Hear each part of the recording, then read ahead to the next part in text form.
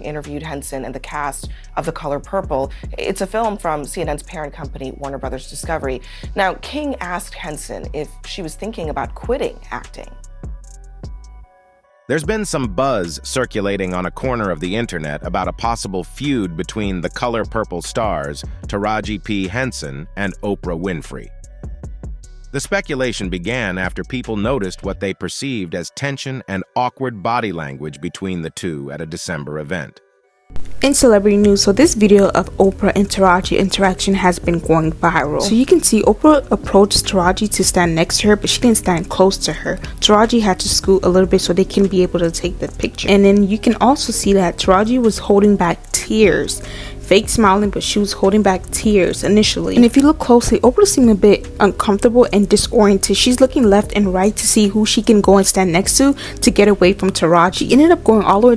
The rumor gained momentum as commenters shared their opinions, prompting Winfrey to address the issue and firmly deny any accusations of tension at the 2024 Golden Globes, dismissing the rumors as disturbing.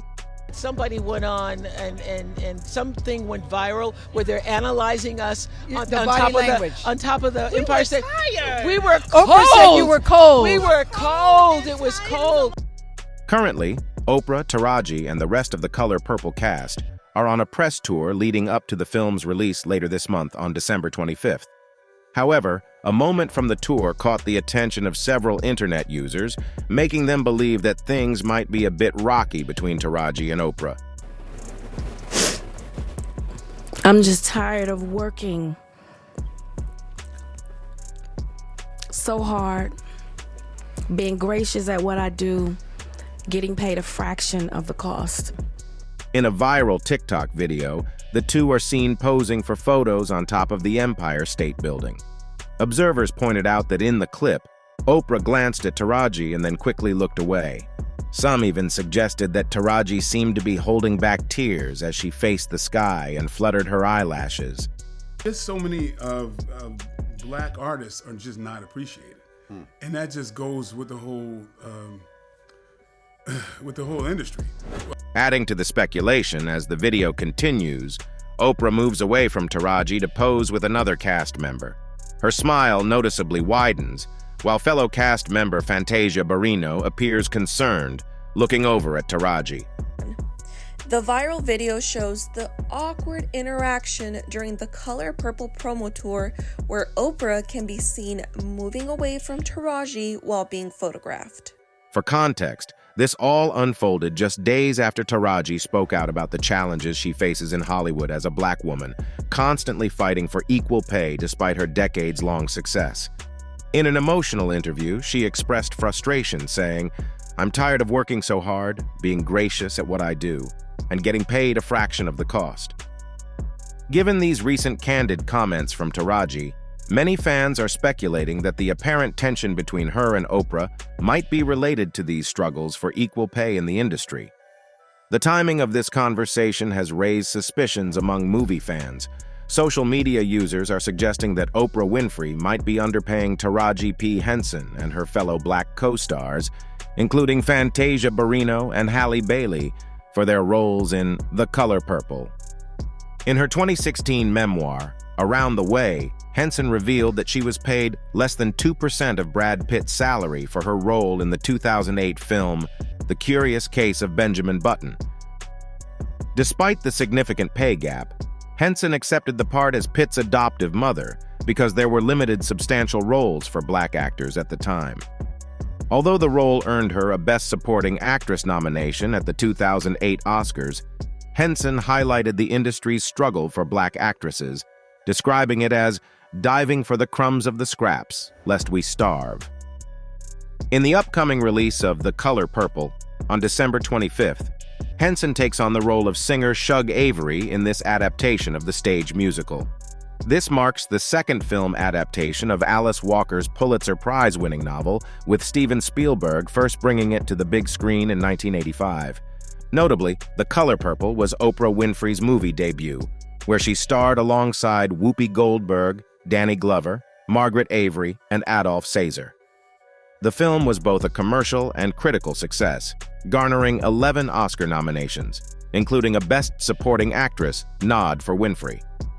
Following headlines about the challenging conditions faced by Henson and her black co-stars on the set of the Winfrey co-produced film, The Color Purple, the discussion has broadened to address the broader issue of how black women in Hollywood have historically been undervalued. Interestingly, this echoes a similar message from Mo'Nique years ago, although the Oscar-winning actress and comedian's message didn't receive as much attention at the time. During a recent Golden Globes interview with Winfrey, Danielle Brooks, and Fantasia Barrino, Gayle King directly asked Winfrey about the alleged feud with Henson. Winfrey responded by stating that as soon as she heard about Henson's dissatisfaction, she took immediate action to address the concerns. She expressed her dismay at being part of the conversation, emphasizing her role as a champion for everyone. Brooks and Barrino also defended Winfrey during the interview. Mo'Nique, who's had well-documented issues with Oprah Winfrey, interpreted things differently from what Winfrey intended. According to Mo'Nique, it wasn't all about Oprah championing for others, as she claimed.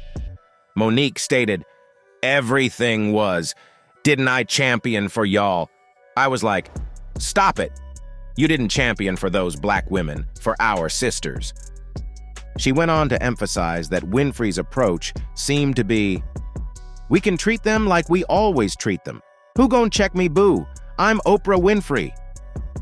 Mo'Nique felt that everything should have been in order from the start, stating, "Everything should have been done when you showed up. Now when you hear our beautiful sisters saying, 'Yeah, but it got fixed,' it's like we're making it worse." Taraji P. Henson's complaints about on-set conditions included a lack of food for talent, substandard trailers, and a requirement for talent to use their own rental vehicles to reach the set instead of being picked up. Mo'Nique argued that these issues should not have arisen if Winfrey was doing her job properly. Mo'Nique's manager and husband, Sidney Hicks, added, "If you look up the title of producer, you'll find that what Oprah fixed should have already been prepared when they got there. You shouldn't have to fix that because it should have already been done." Mo'Nique concluded, "Oprah got caught. That's what happened."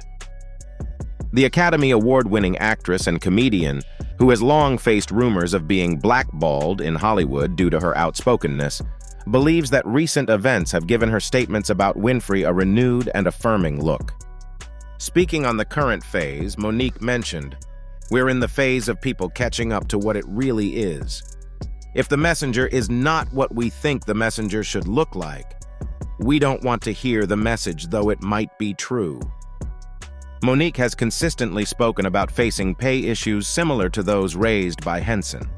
Even after winning an Oscar, her salary remained unchanged, and she felt she was expected to start from the bottom. Expressing support for Henson, Mo'Nique revealed she reached out via Instagram's direct message, highlighting her admiration for Henson as a beautiful sister and soul. Witnessing Henson break down on the platform saddened Mo'Nique, and she emphasized the importance of acknowledging and addressing the challenges faced by black actresses in Hollywood. Earlier this week, TMZ caught up with actress Vivica A. Fox, known for her role in the 2004 cult classic Hair Show, where she co-starred with Mo'Nique and Taraji P. Henson.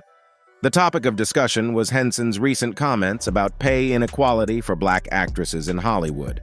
Fox's response, saying, "I am very happy I didn't have that experience. I love my girls for looking out for each other, but I'm good," has raised some eyebrows, with many interpreting it as dismissive. However, Mo'Nique sees it as an unfortunate consequence of the fear of being blackballed in the industry. Mo'Nique pointed out, "Remember when I came out and said, 'This is not right'? Fear is real. It's like I don't want to get beat." Sidney Hicks, Mo'Nique's manager and husband, added, "We don't begrudge individuals for their fear, but the true fear should be what's going to happen to us in the long run if I don't speak up." Discussing her often controversial delivery style, Mo'Nique reflected, "Humbly, it was easier for our community to accept a broken black woman, and we saw Taraji be broken and bent over and crying." She continued, "It's hard for our community to accept a black woman that has a strong black man by her side saying this treatment is unacceptable." This isn't the first time allegations have surfaced about Oprah Winfrey being involved in such situations. In 2010, there was news of a lawsuit against Oprah's own network, accusing the talk show icon of gender and pregnancy discrimination. The lawsuit was brought forth by a former employee who claimed mistreatment after deciding to have a child. According to the employee, she joined OWN as a senior director in charge of scheduling and acquisitions in 2010. Despite receiving positive performance reviews and indications of a potential promotion to vice president, things took a turn for the worse when she went on medical leave during her pregnancy. During her absence, the employee alleged that her responsibilities were reassigned to another colleague, and upon returning to work, she found herself excluded from crucial meetings. Although encouraged to apply for a vice president position, she was later informed that she didn't qualify. The employee argued that this decision was based on a falsified performance review, falsely indicating she lacked the seniority for the higher position. Oprah Winfrey, often hailed as the queen of media, with a billion-dollar empire spanning various platforms like Oprah Radio, The Oprah Magazine, Harpo Films, and Oprah.com, is not only known for her immense success, but also for her reputation as a kind and compassionate figure. Despite her fairy godmother-like persona, there have been instances when she veered away from her usual role and embraced a bit of shade. While Winfrey is celebrated for her philanthropy, self-help initiatives, and empathetic interview style, she is not immune to moments where a different side emerges. From playful jabs at Hollywood legends to political quips and even family-related controversies, here are 14 times the daytime legend played against her typical image. In one notable incident, Winfrey, known for her generous gift-giving, faced criticism when advising a fan on a budget-friendly present. A TikTok video captured her suggesting a red jewelry box, seemingly unaware of its substantial cost for the average person. When the fan expressed concern about affordability, Winfrey's response, "Lower than $100?" came off as somewhat patronizing. Although she later proposed a heartfelt, low-cost alternative, a handmade card with 10 loving sentiments, her initial interaction drew criticism for seeming out of touch with the financial realities of her audience. One sassy comment read, "She said, 'Oh, you're poor? I got a better gift for you,'" reflecting the sentiments of some viewers. Oprah Winfrey weighed in on the ongoing discussion about the weight loss drug Ozempic in 2023 during an episode of Oprah Daily's The Life You Want, The State of Weight. The talk show icon shared with a panel of obesity medics that, despite facing challenges, she had never considered taking Ozempic. Winfrey explained her perspective, saying, "When I first started hearing about the weight loss drugs, at the same time I was going through knee surgery, and I felt, I've got to do this on my own." She added, "Because if I take the drug, that's the easy way out." This led to accusations of throwing shade at those who opt for the medication. Opening up about her own weight journey, Winfrey revealed, "My highest weight was 237 pounds. I don't know if there is another public person whose weight struggle has been exploited as much as mine over the years. Shouldn't we all just be more accepting of whatever body you choose to be in? That should be your choice." In another incident from 2006, Oprah Winfrey's interaction with cooking contest winner Anna Ginsburg on The Oprah Winfrey Show raised eyebrows. Despite Ginsburg winning a national culinary contest with $1 million prize, Oprah's reaction to the chicken and spinach stuffing meal was less than enthusiastic. The situation became more awkward when Winfrey suggested the dish needed salt and pepper. Years later, after the clip went viral, Winfrey defended her critique on Oprah Daily, saying, "I always wanted anybody who came on the show, no matter what they did, to have a good experience. And I also wanted to stay in my own truth, while also allowing them to have a good experience. Because the truth for me was that I am used to having salt and pepper on my chicken. That's just the truth."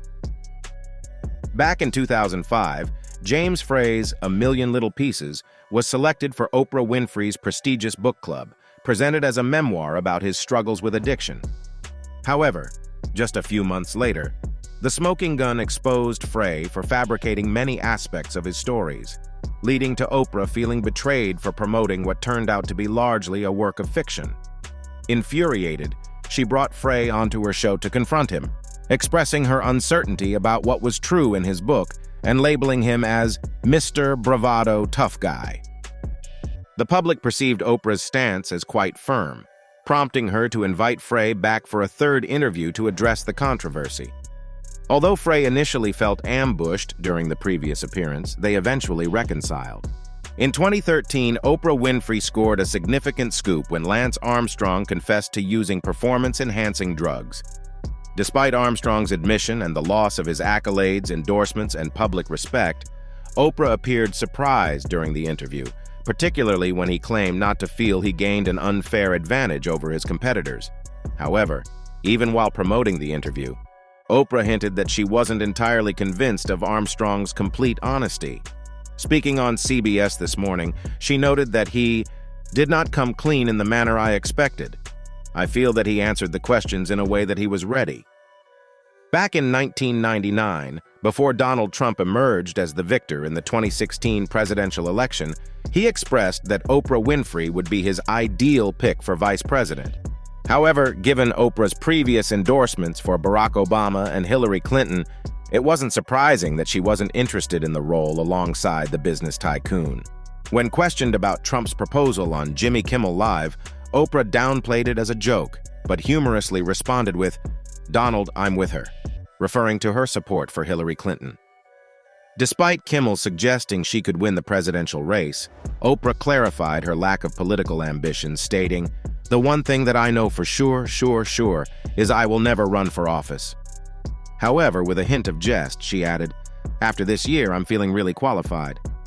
In 2009, Oprah dedicated an entire episode of her talk show to address domestic violence following the news of Rihanna reuniting with Chris Brown after he had assaulted her.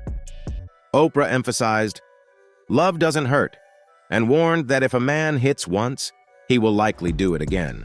While some didn't appreciate the episode, Chris Brown felt it was a slap in my face, expressing disappointment despite his previous efforts for Oprah's school in Africa. In response, Oprah's representative highlighted her commitment to taking domestic abuse seriously and suggested that Brown seek the counseling he needs.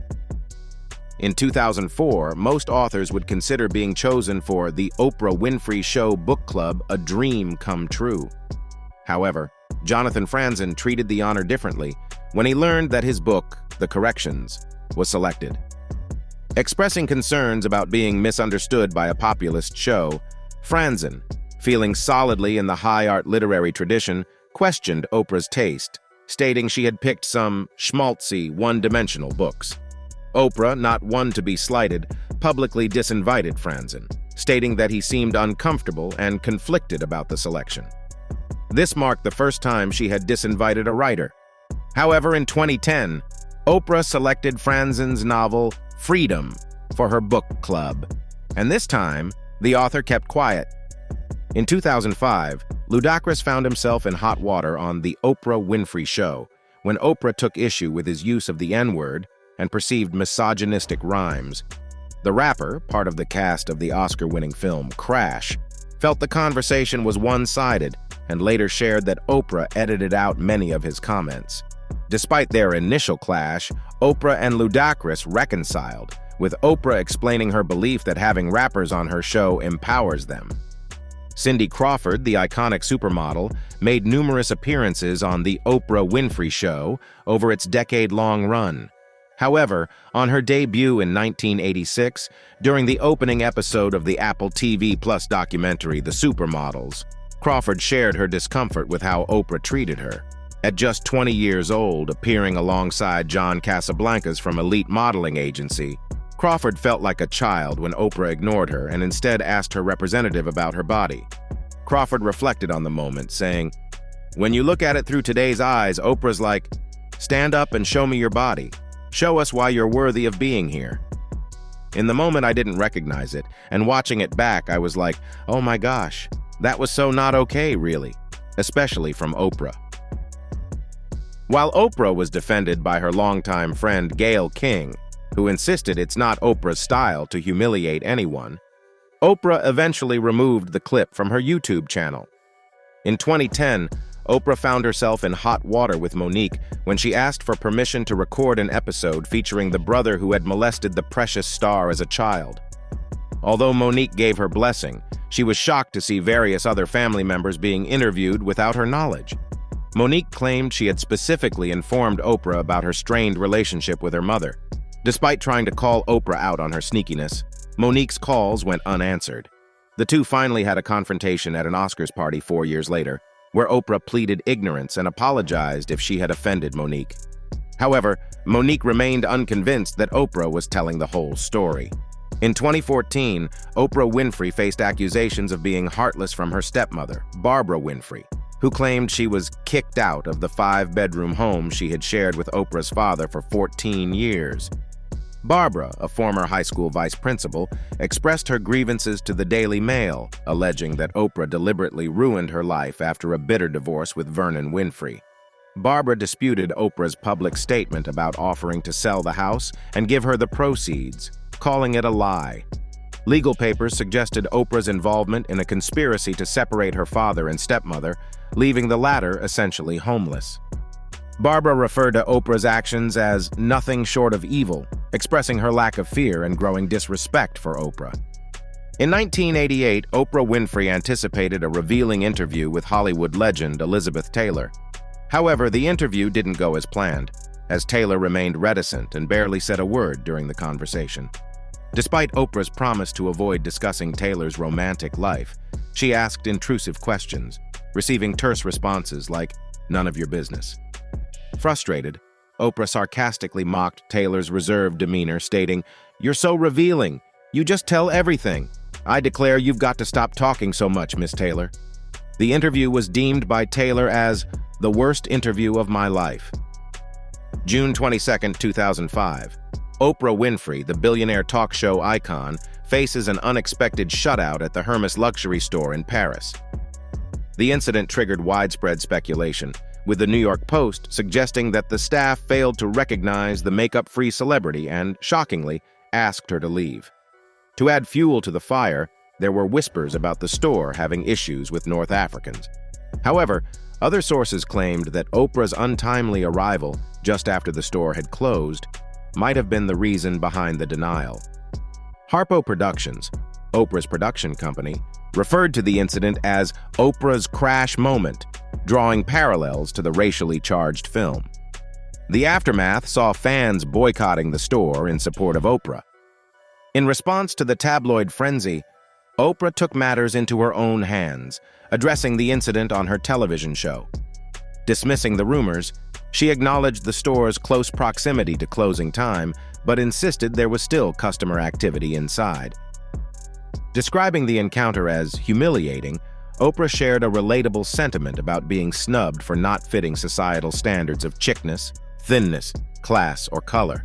The story took a turn when Hermès president Robert Chavez publicly apologized to Oprah on her show. He attributed the incident to one very rigid staff member, putting an end to the dispute and showcasing the power of addressing issues head-on. Oprah was also allegedly named in the Epstein documents, and oh boy is that something telling. Ever wondered about the infamous Jeffrey Epstein list that's been making waves? Well, you don't need to go on a deep web adventure or sift through complicated documents. Just take a peek at social media, especially X, formerly known as Twitter, and you'll stumble upon numerous lists, though not entirely official. These lists often boast names that are, for the most part, pure inventions. Now let's fast forward to the juicy bits. In a recent revelation, over 200 sealed court documents shedding light on Jeffrey Epstein's crimes surfaced. Thanks to a demand from U.S. Judge Loretta Preska, these documents were unsealed, with certain names redacted to protect the victims, known as John and Jane Does.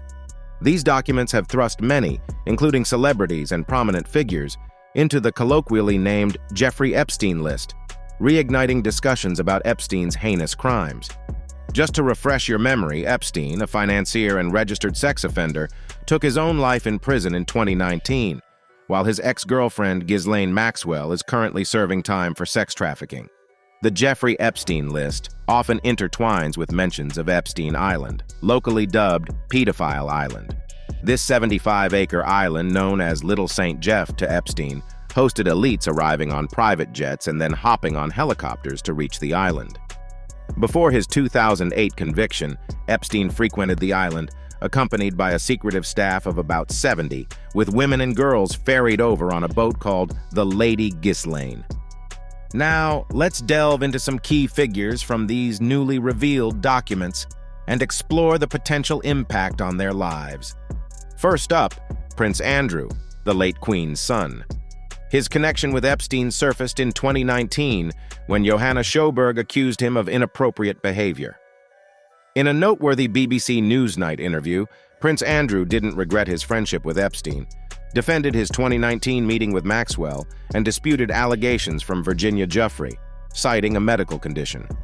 Subsequently, his royal titles were revoked, and he faced a civil sexual assault case, settling with Giuffre out of court. Johanna Sjoberg's deposition described an unsettling encounter in Epstein's Manhattan apartment in 2001 involving a puppet of Prince Andrew and inappropriate actions. Maxwell denied claims of directing Giuffre to have sex with Prince Andrew. Despite the damage to his public image and royal status, it remains uncertain if further consequences await Prince Andrew. Future cases might follow the pattern of out-of-court settlements, given his royal ties. The royal family's protective stance suggests a trial for the prince is unlikely. There were some intriguing connections unveiled in the recent court documents, where names like Bill Clinton and Stephen Hawking come into play. Starting with Bill Clinton, he found himself mentioned 73 times in the newly released documents, though no criminal activity is suggested. In her 2016 deposition, Johanna Sjoberg claimed that Epstein remarked Clinton likes them young, a statement denied by a spokesperson for Clinton in 2019. Despite the allegations, Clinton asserts his innocence, citing their 4 meetings on Epstein's plane related to humanitarian projects, all occurring before investigations into Epstein began. A twist in the saga emerges with a 2011 email from Giuffre to journalist Sharon Churcher, accusing Clinton of threatening Vanity Fair reporters over stories about his involvement in Epstein's crimes. The motive behind the threat remains unclear: a desire to protect his image from false rumors, or to keep the media from discovering the truth. Now, on to the surprising inclusion of Stephen Hawking, the renowned theoretical physicist. Giuffre accused Hawking of visiting Epstein's island in 2006 and participating in an underage orgy. This visit was linked to a conference funded by Epstein. A 2015 email from Epstein to Maxwell discussed offering a financial reward to friends of Giuffre if they could disprove the accusation. It's worth noting that Hawking, who battled motor neuron disease, passed away in 2018 at the age of 76, making further investigations unlikely due to the lack of substantial evidence. As we ponder what's next for those implicated, it's essential to recognize that the list extends far beyond these few names. The released documents, totaling 300 pages, include hundreds of names from Michael Jackson and Donald Trump to Leonardo DiCaprio and David Copperfield. While the list is extensive, not everyone mentioned is tied to wrongdoing. Some simply had associations with Epstein during the time of his crimes, leading to encounters with victims. The unsealing of these court documents raises the possibility of consequences for those mentioned. Yet, given the complexities of sexual misconduct cases, it's equally likely that progress may be limited, and many accused individuals may not face trial. In August, Archie Kalepa, a Maui local, couldn't hold back his emotions as he addressed a significant concern in the aftermath of devastating fires that claimed at least 93 lives on Hawaii's second-largest island, particularly impacting the small community of Lahaina. In an Instagram video, the cultural advisor and Lahaina resident expressed his worry. "We cannot have the people of Lahaina quit, but what we don't want to happen is big land grabbers come in and take the land from these people. People are already talking about relocating, moving, because they have nothing to come back to." The influx of tourists and outsiders has brought jobs to Hawaii's islands, but it hasn't always been embraced by native Hawaiians.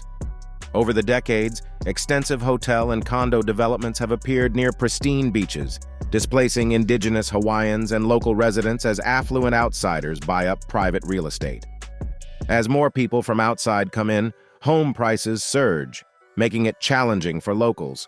The high costs, combined with other issues, contribute to a high homelessness rate among native Hawaiians, reaching around 51% of the homeless population in Hawaii as of 2020.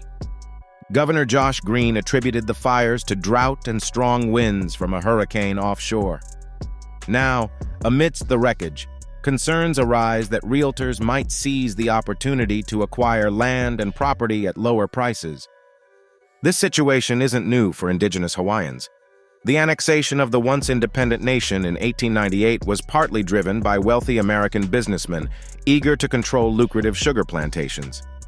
Since becoming a state in 1959, Hawaii's beauty and climate have attracted American tourists and those seeking vacation homes. While more recent news may highlight celebrities like Mark Zuckerberg and Oprah Winfrey with vast land holdings, some individuals almost own entire islands.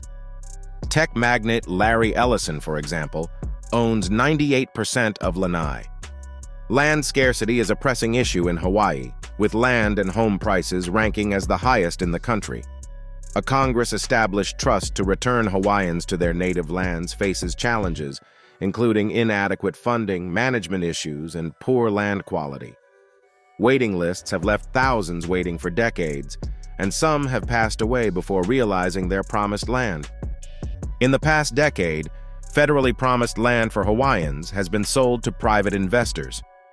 Meanwhile, millions of tourists visit Hawaii, sometimes prioritizing their needs over the preservation of local culture and the environment, as some locals feel their state is treated like a personal theme park. Oprah is well involved in that. That's all for the video, folks. Thanks for watching.